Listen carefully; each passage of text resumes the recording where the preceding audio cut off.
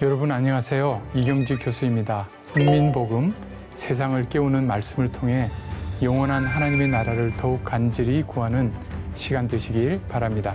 오늘도 귀한 세 분 자리해 주셨습니다. 모두 반갑습니다.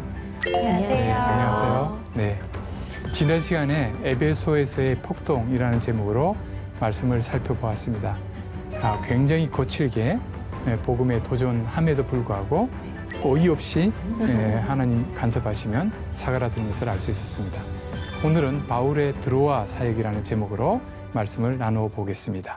자, 성경 구절을 읽어야겠죠? 사도행전 20장 1절부터입니다.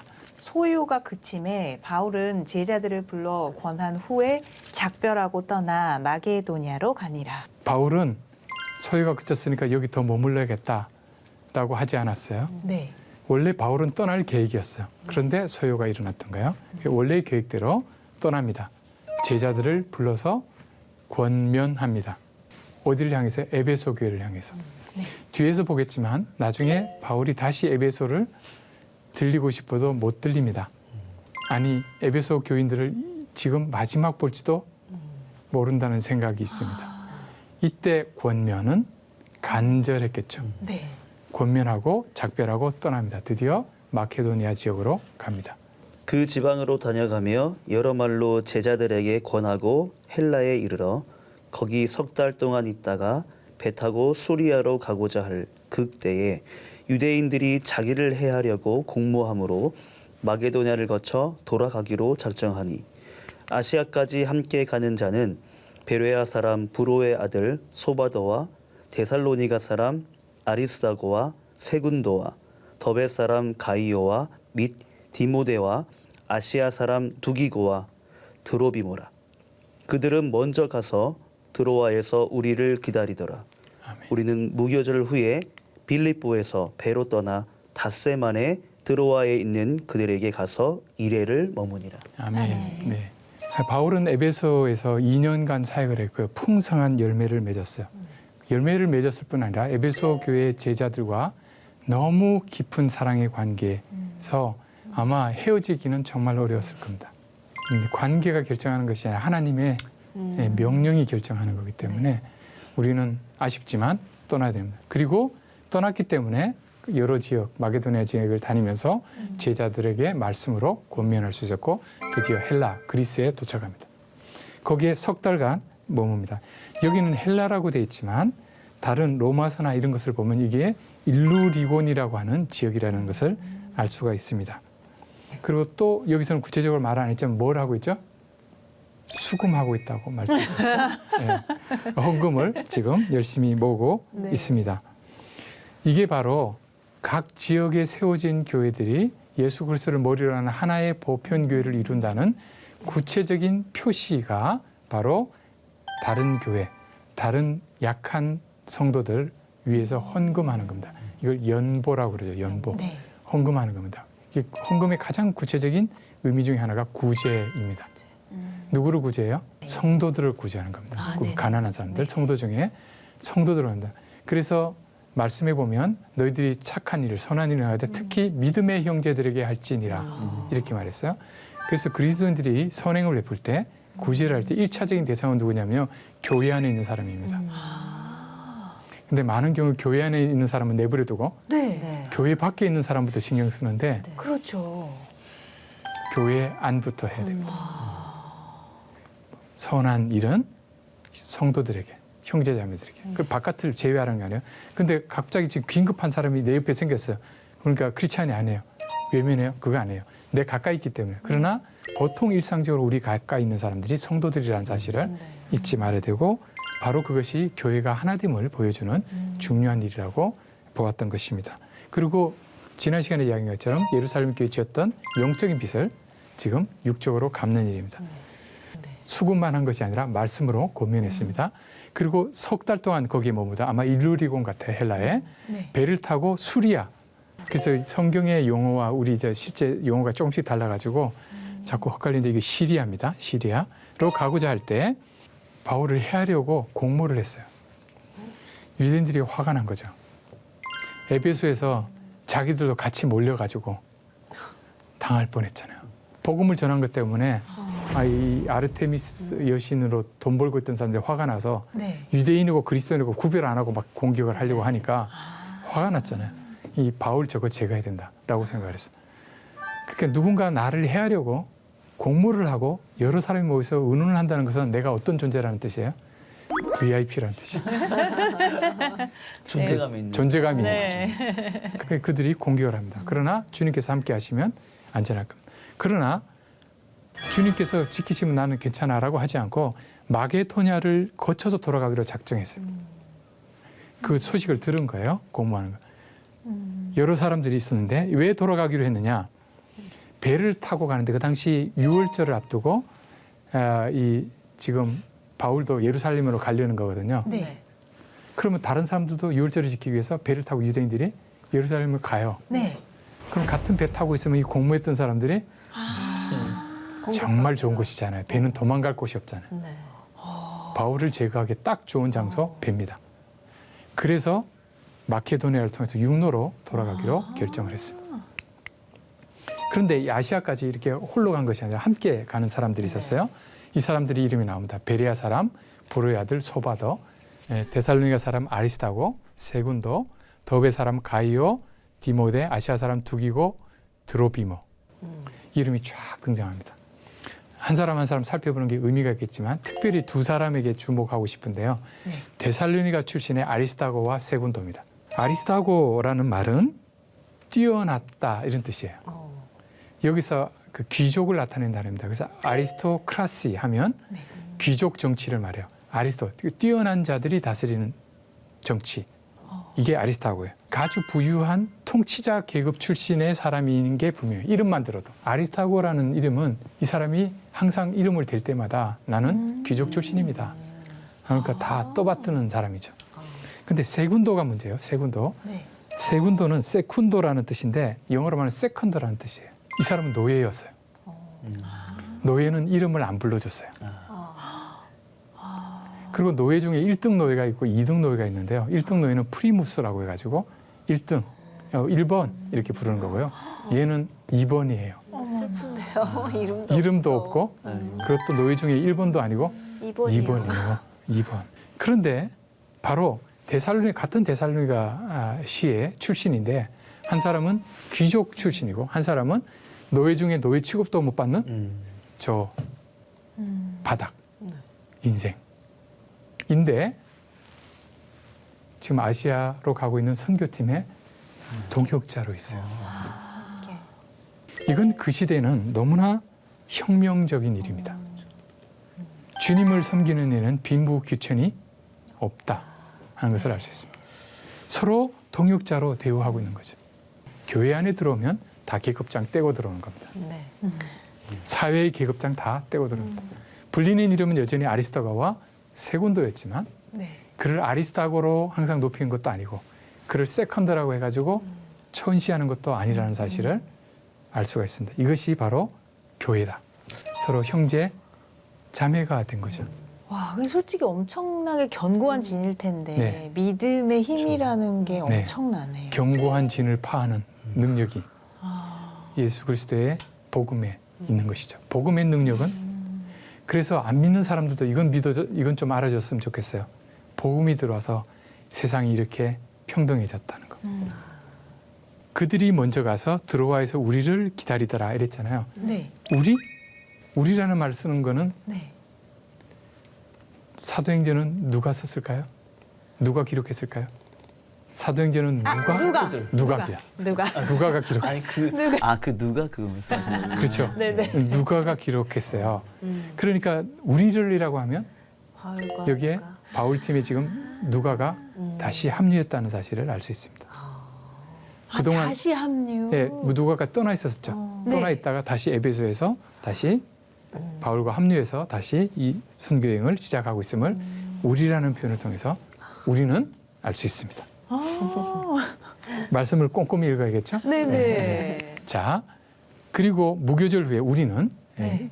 바울과 누가를 포함한 일행은 빌립보에서 배로 떠나서 닷새 만에 드로아에 있는 먼저 간 그들에게 가서 1회를 머물게 됩니다. 이 이동 경로를 지금 이야기를 하고 있습니다. 자, 그러면 이제 드로아에서 무슨 일이 일어날 것 같죠? 네. 자, 봅시다. 그 주간의 첫날에 우리가 떡을 떼려 하여 모였더니 바울이 이튿날 떠나고자 하여 그들에게 강론할세 말을 밤중까지 계속하매 우리가 모인 윗다락에 등불을 많이 켰는데 유두고라 하는 청년이 창에 걸터 앉아 있다가 깊이 졸더니 바울이 강론하기를 더 오래 하매 졸음을 이기지 못하여 3층에서 떨어지거늘 일으켜보니 죽었는지라. 바울이 내려가서 그 위에 엎드려 그 몸을 안고 말하되 떠들지 말라 생명이 그에게 있다 하고 올라가 떡을 떼어 먹고 오랫동안 곧 날이 새기까지 이야기를 하고 떠나니라. 사람들이 살아난 청년을 데리고 가서 적지 않게 위로를 받았더라. 아멘. 아멘. 네. 이래를 머물렀다고 그랬잖아요. 그 주간의 첫날에 떡을 떼려고 성찬이죠. 예배. 그래서 그 일주일의 첫날이 저희 질문 주일일까요? 월요일일까요? 주일. 주일입니다. 네. 달력에 봐도 첫날이 돼 있죠. 근데 우리는 자꾸 주일이 그 끝이라고 생각하는 경향인데 네. 한 주의 첫날입니다.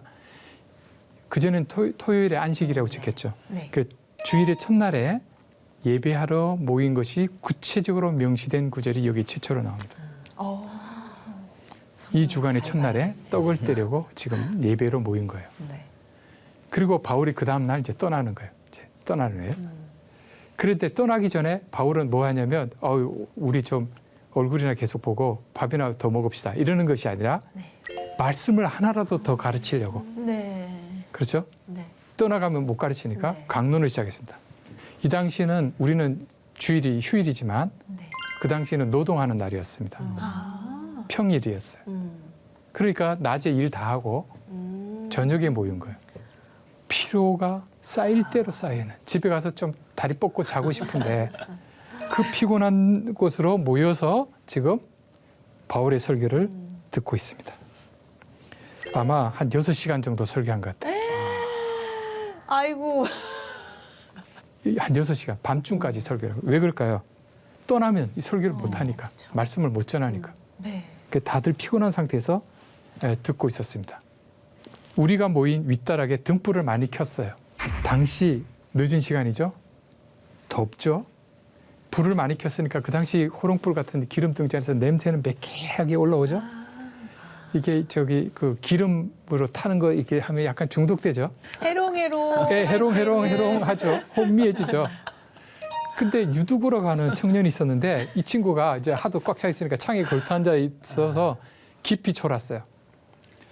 바울이 계속 설교 끝날 줄 알았는데 더 하니까 졸음을 이기지 못했어요. 근데 유두고가 자려고 애를 쓴 게 아니에요.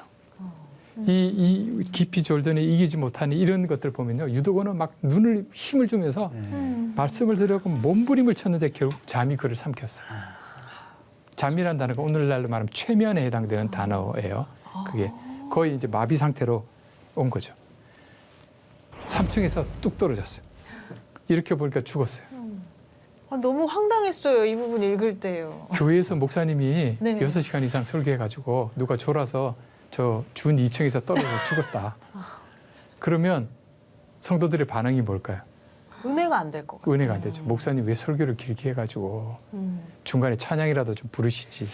아니면 중간에 좀 브레이크라도 거시지.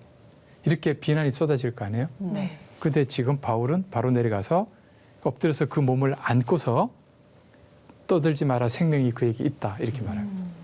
저의 질문, 그 생명이 그에게 있다라고 말했을 때 유두고는 죽었을까요? 살아있을까요? 저도 그게 궁금했어요. 저는 딱 그 말을 했을 때 살아났을 것 같아요. 예, 그러니까 죽었다가 살아난 거. 그렇죠.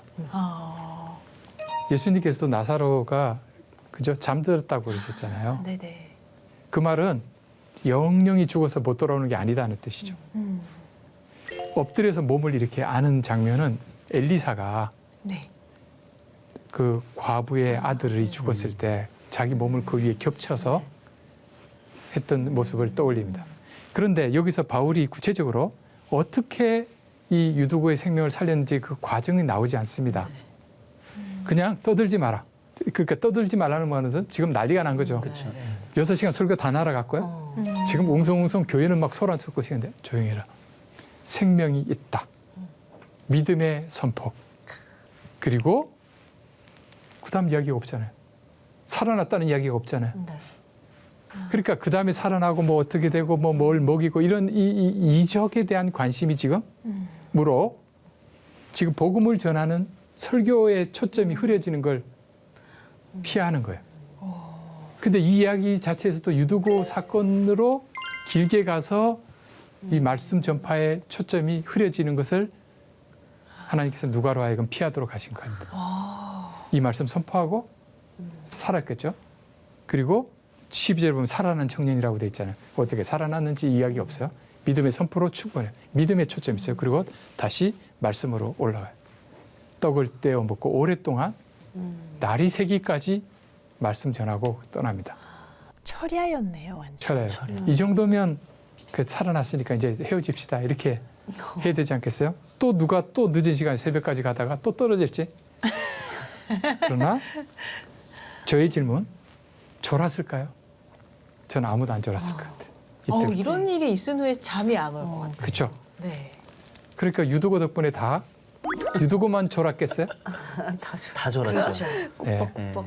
저는 바울의 설교를 듣고도 조는 사람이 있다는 사실에 위로를 받습니다. 그렇죠. 그러니까 말씀 사역자가 아무리 말씀을 잘 전해도 환경이 너무 힘들면 그 조는 사람이 생겨요. 네. 목사님들을 실망하지 않았으면 좋겠어요. 설교자들 실망하지 않았으면. 이틀 밤을 새고 와서 앉아 있으면요, 아무리 은혜로운 설교라도 눈꺼풀이 가라앉습니다. 그건 어쩔 수 없어요. 이런 환경. 그러나 하나님께서는 이걸 도리어 복음을 강하게 전하는 도구로 사용하셨고 사람들이 위로를 받았습니다. 큰 위로를 받았어요. 말씀에 능력이 있구나. 믿음으로 살아있다고 선포하시니 되는구나 하는 위로를 얻게 됐습니다. 자, 그 다음에 이동을 시작합니다. 우리는 앞서 배를 타고 앗소에서 바울을 태우려고 그리로 가니 이는 바울이 걸어서 가고자 하여 그렇게 정하여 준 것이라. 바울이 앗소에서 우리를 만나니 우리가 배에 태우고 미둘레네로 가서 거기서 떠나 이튿날 기오 앞에 오고 그 이튿날 사모에 들르고 또 그 다음날 밀레도에 이르니라. 바울이 아시아에서 지체하지 않기 위하여 에베소를 지나 배 타고 가기로 작정하였으니 이는 될 수 있는 대로 오순절 안에 예루살렘에 이르려고 급히 가미러라. 바울이 밀레도에서 사람을 에베소로 보내어 교회 장로들을 청하니. 네, 아멘. 앗소까지 바울은 걸어서 가고 있습니다. 누가와 함께. 그런데 앞서 배를 타고 앗소에서 바울을 태우려고 갔는데 바울이 거기까지는 이제 걸어서 가기로 한 겁니다. 근데 앗소에서 누가를 포함한 일행을 만나서 바울을 배에 태우고 미들레로 합니다. 이 과정은 제가 앞서 말씀드렸어요. 암살자들, 네. 죽이려는 사람들을 피하기 위해서 그 배는 안 타고 그러나 계속 걸어가서는 예루살렘에 제 시간에 도착 못하니까 중간에 급히 배에 태웁니다. 그리고 기오, 사모, 밀레도 굉장히 긴박하게 움직이죠. 뭐 했다는 이야기 없어요. 그냥 빨리빨리 지금 움직이고 있습니다. 왜요? 지체하지 않기 위해서. 그러다 보니까 어떤 일이 발생했냐면 에베소를 패싱하게 됐어요. 2년 동안 공들인 사역지잖아요. 네. 그 아시아니까 다시 들려서 가면 얼마나 좋아요. 그런데 유두고 죽고 나서 아마 거기 위로하고 거기 좀 더 챙기고 상태 보고 그래서 좀 늦게 출발한 것 같아요. 지체하지 않기 위해서는 마음에 친한 사람들과의 관계 네. 그거 포기한 겁니다. 그 대신에 장로들을 부릅니다. 나는 못 가니까 장로들한테 여기서 만나자.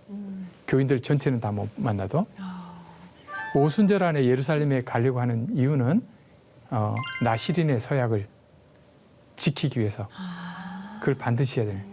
나시린은 구별되는 거죠. 네. 예, 나시린의 서약을 지킨다는 것은 로마로 가서 죽을 각오를 하고 있다는 것을 보여줍니다. 자, 18절부터 읽겠습니다.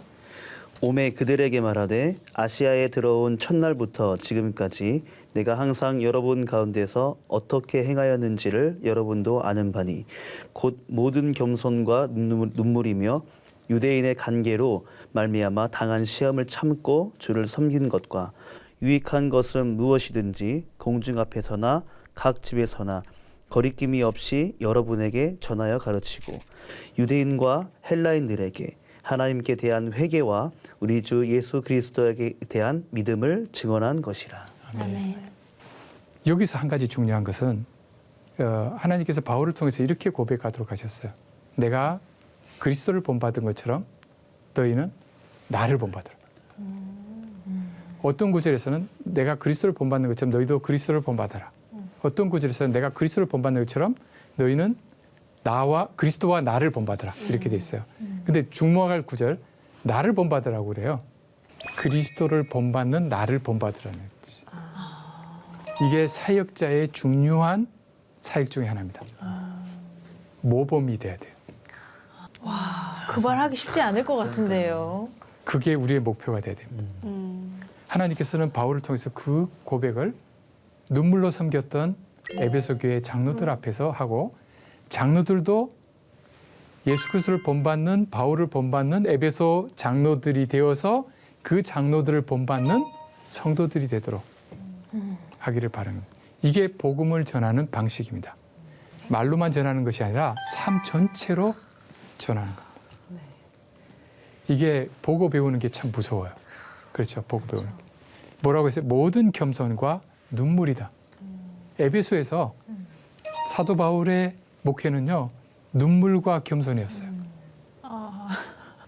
유대인의 관계로 말미암아 당한 시험도 참고서 주를 섬겼습니다. 관계 앞에서 샘플이 하나만 나왔지 하나만이었겠어요? 그렇죠. 유익한 것은 무엇이든지 다 모든 사람들 앞에서 또 각 집 앞에서 전해서 다 가르쳤다. 말씀 중에 성도들에게 유익되는 거라면 담대하게 거침없이 다 가르쳤다. 유대인과 헬라인에게 하나님에 대한 회개, 우리 주 예수 그리스도에 대한 믿음을 증언하는 일. 이것이 사도 바울의 사역의 핵심이다 하는 것을 알 수가 있습니다. 눈물을 흘렸다는 것은 속 세기는 교인들도 많았다는 뜻이겠죠. 이거를 지금 장로들에게 이야기하고 있습니다. 22절에 이제 나는 예루살렘으로 간다. 그런데 뭐에 매여서요? 성령에 매여서. 성령이 끌어가시는 거예요. 매어버리시는 거예요. 예수님도 성령에 이끌려서 광야로 시험 받으러 가셨죠. 네. 우리는 성령 충만해서 성령께서 우리를 끌고 가시면 좋은 데로만 가는 줄 아는데 지금 예루살렘으로 간다는 것은 나시린의 예식을 하고 로마로 가서 복음을 위해서 목숨을 버리는 그것을 아는 거죠. 거기서 무슨 일을 당할는지 알지 못한다. 예루살렘도 위험한 곳이었어요. 예전에 예루살렘에서 뭐 죽이려고 해서 그 나왔던 기억이 있죠.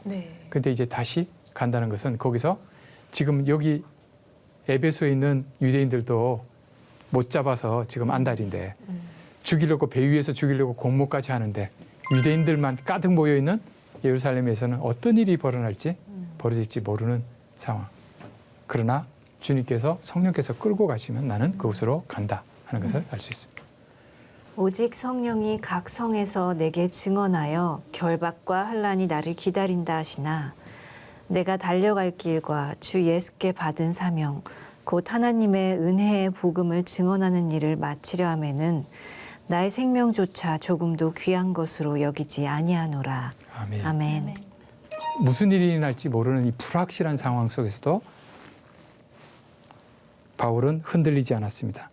시편 16편 8절에 이런 말씀이 있어요.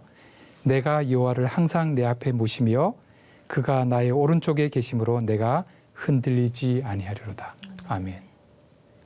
하나님의 임재를 확신하는 사람은 세상을 두려워하지 않습니다. 성령의 이끌림을 받는 사람은 두려움 없이 나아갑니다. 우리는 두려움 없이 나가는 것 같아도 속으로 나 떨고 있니? 이렇게 이야기를 하는 게 우리의 모습인데 하나님의 임재를 경험하며 왜냐하면 하나님을 대적할 사람은 누구도 없기 때문입니다.